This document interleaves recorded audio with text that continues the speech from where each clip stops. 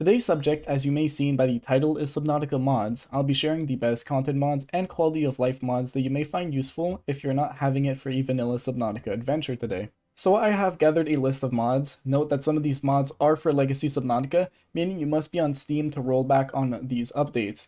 If you don't know how to access this, just right click on Subnautica and click Properties and then Betas. You should find Legacy Subnautica right there. I do not play Subnautica on Steam, unfortunately, so I have no in-game content for you guys to show, so I'll be sharing screenshots throughout the video, so let's just jump straight into this. By the way, all these mods will be in the description down below. So I am pretty sure that you guys want to see the most interesting mods at first, so let's talk about the content mods.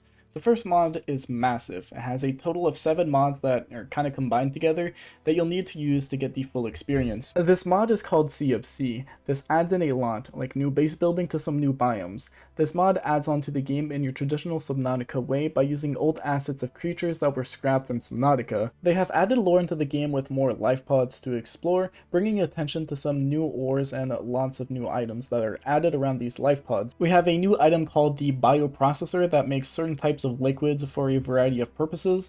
There is liquid breathing, this meaning your typical rebreather won't do the trick in the deeper depths you go in. If you do, then you'll suffer from injuries by just breathing in the air. You'll need a specialized tank to breathe with oxygen-saturated fluids in it. There will be some type of puzzles ensuring the player has the resources or knowledge to progress. For example, create a piece of equipment to bypass it.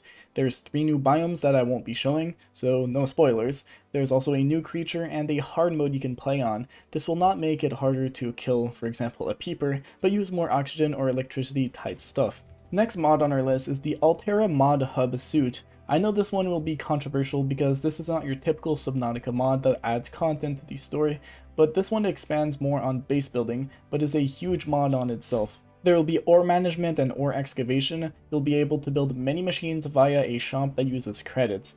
Now, how to get these credits is by sending resources in exchange for the currency.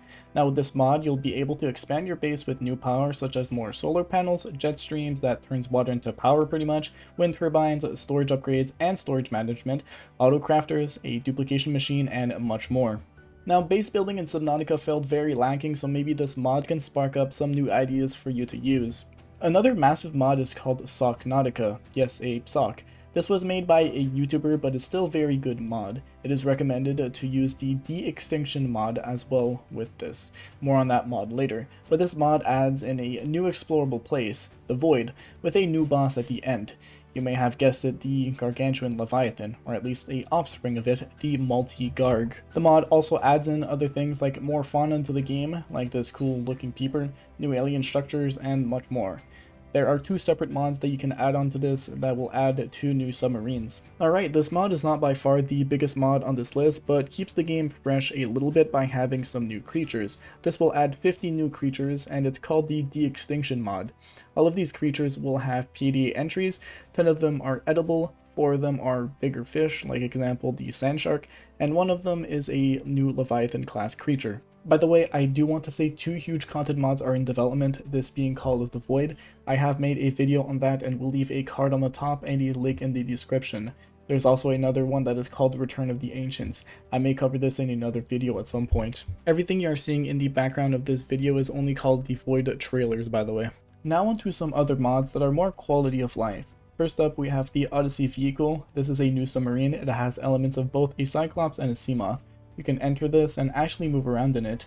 The Odyssey is like a Seamoth. You can add your regular upgrades to this. It's not quite as nimble as a Seamoth, but it is close to it. Now we have the Autosortlocker. Not much more to say about this. You'll be able to deposit all your unwanted items into a junk locker, and this will sort them out in the other lockers that are assigned with the materials wanted. Up next is the Resource Monitor. I quite actually like this one. There's multiple uses to this one being that you can take out resources directly from the locker via the monitor.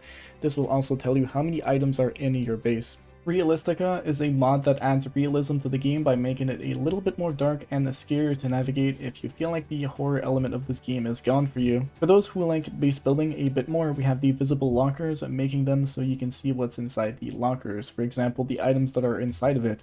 Some items are not actually displayed properly as of a 2.0 release of Subnautica, but should be fixed sometime soon or already has been by the time you see this video. Radial Tabs is by far my favorite out of these quality of life mods. This makes your crafting hub a circle, as some mods have a lot of crafting recipes and glitch off your screen. But even in your regular Subnautica playthrough, this could be helpful if you think your HUD is clogging up some space. To me, this looks a little bit more natural. And last but not least is the Seaglide Upgrade. If you feel like your Seaglide is a little slow, then slap on this mod and you'll be able to upgrade your Seaglide with Mark 1 to Mark 4 upgrades for a total of 45% speed boost, almost the same as the Seamoth. And that's all the mods I have for you today. I did not include the multiplayer one as I don't think it's really a big mod. If you do not know how to download mods, there are other YouTube videos that probably make it way easier than probably my explanation. And if you think I missed any, or if you have some other good ones, feel free to leave them down in the comments below. Leave a like and sub if you did enjoy this video, and I'll see you guys next time. Peace out.